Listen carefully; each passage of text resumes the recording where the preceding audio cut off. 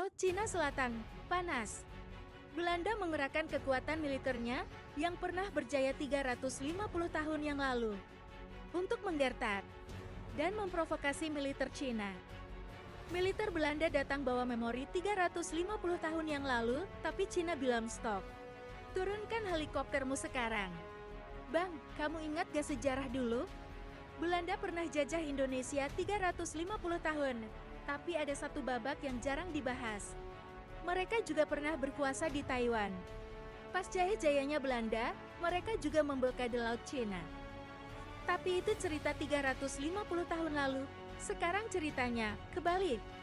Dan baru-baru ini, kapal perang Belanda nekat mendekati Kepulauan Paracel di Laut Cina Selatan.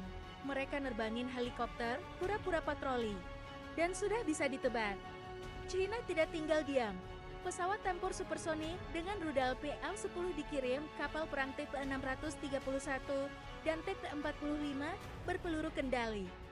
Langsung blokade dan mencegat kapal perang Belanda HNL Twitter F-804.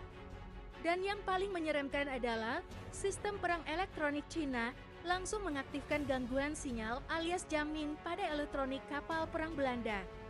Hasilnya, helikopter Belanda dipaksa mendarat. Kapal perangnya dikawal keluar dari wilayah. Ini bukan lelucon. Ini peringatan keras dari Cina.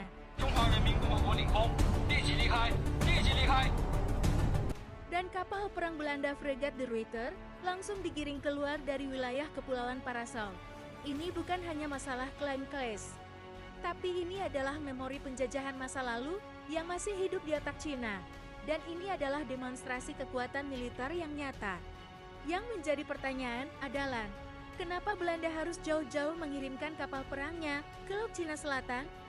Jawabannya karena Belanda sedang mempersiapkan kunjungan Menteri Perdagangan mereka yaitu Surt Sjoerdsma ke Cina pada awal Juli tahun 2026 untuk membahas hubungan dagang.